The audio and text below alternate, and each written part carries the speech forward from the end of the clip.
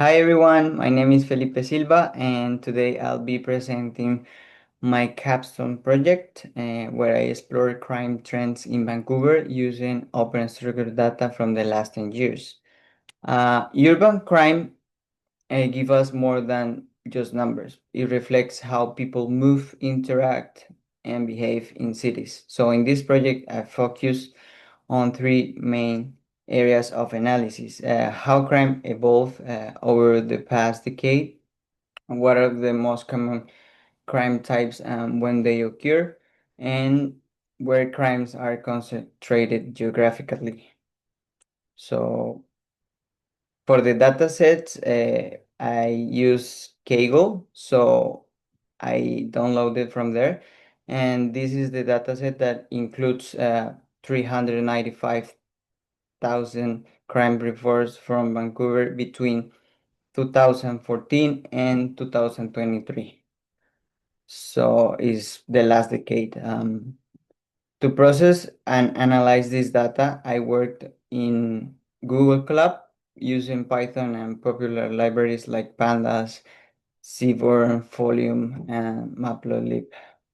For the presentation, I use Canva, so I highly recommend you this one. It's so good. I also use the Transformers library to process and convert location data that was initially in a different format. So yes. Um, the raw data set was fairly structured, but I applied a few cleaning steps to make it usable. So first, I removed records from previous years of 2014 because originally the dataset it's from 2003 to 2023. So I only used the last decade, last 10 years. Um, then identify a few missing values in the neighborhood and coordinate the columns. They were less than 0.02% of the data, so I dropped them. And finally, I formatted the time columns, converting the hour to 24 hours format, and I add a daytime column and extract the day of the week, and I also made as a column. This allowed me to later group them and visualize them time-based trends more easily. So with the data clean and formatted, I moved on the exploratory phase. So I just want to see what patterns start to emerge from the numbers and graphics that I watched. In the exploratory phase, I started with a general view of crimes.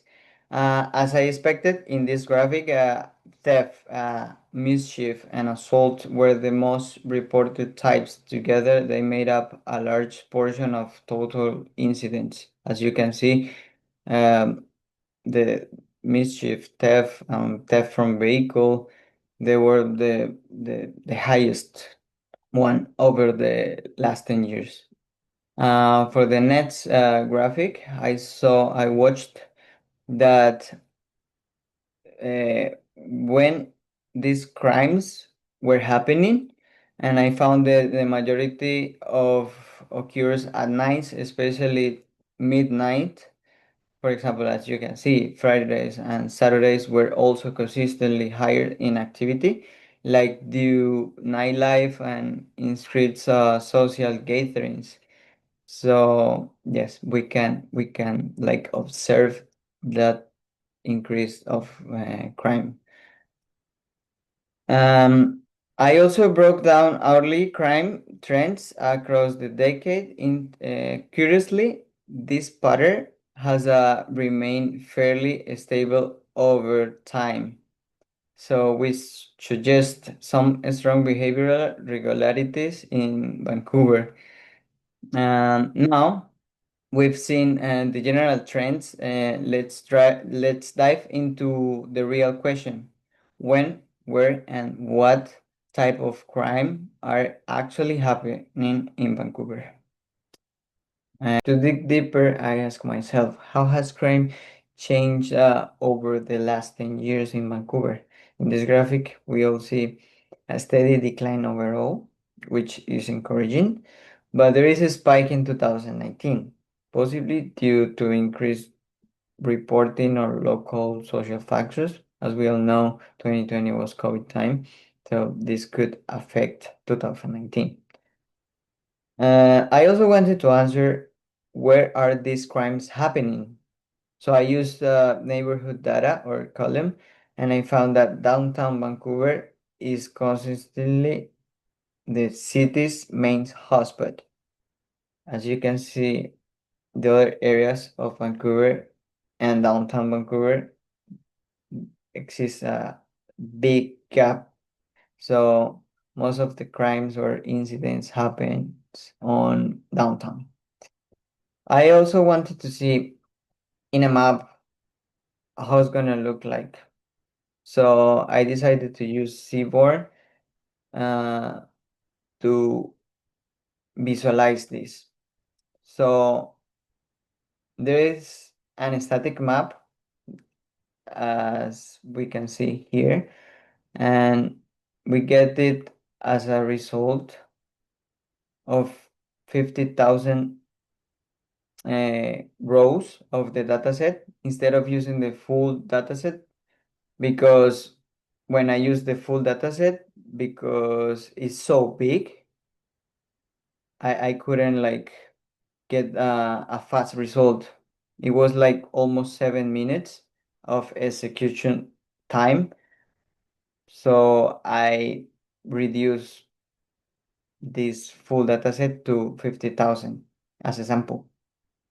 And I also wanted to see, like, in the background, Vancouver, all the area, and I found Folium.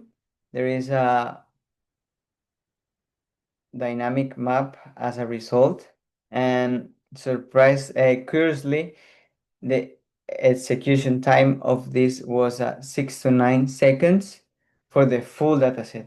So I highly recommend this library. It's so good. You can zoom in, zoom out. That's why it's dynamic. And also you can download the HTML. That is really good because you only get the file, and you can upload it on your project if you have like a website that you want to share this dashboard. That is great. And then I zoomed into the most recent year, that is 2023, in this case of the dataset, to see what's happening in this year, in this last year of the dataset. So again, the crimes are theft, mischief, break and enter into commercial assaults. Leads These crimes lead the rankings. With theft is the highest or the dominant type here. And lastly, I explore what happened on weekend nights, because as we saw in the exploratory phase, we saw that weekends and midnights are the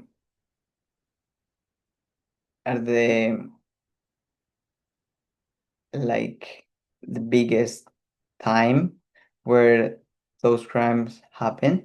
So I wanted to see what kind of crimes are happening. As we can see, theft from vehicle, offense against a person, theft and mischief are the ones that are leading this graphic. Okay, to summarize the key insight from this project, first we have crime in Vancouver has declined in the past decade, with 1 year spike in 2019. Most crimes happen at midnight, especially Fridays and Saturdays. Downtown is the most impacted area. Theft mischief and assault are the top crime types overall. Weekend night crime aligns strongly with nightlife activity and social behavior. So this pattern can help city planners and law enforcement to allocate resources more effectively. If I were to continue this project, there are several exciting directions I like to explore. First, I could train a machine learning model to predict likely crime ties based on time and location. I also wanted to integrate like external data like weather, events, or socioeconomic indicators. And finally, I like to deploy an interactive dashboard using Streamlit or Tableau to make this analysis accessible for public safety teams or community members. Thank you so much for listening. I learned a lot from this project, not just in terms of data skills, but in seeing how much value even basic patterns can bring when you visualize them properly. I'd be happy to hear any feedback from you. So, bye bye.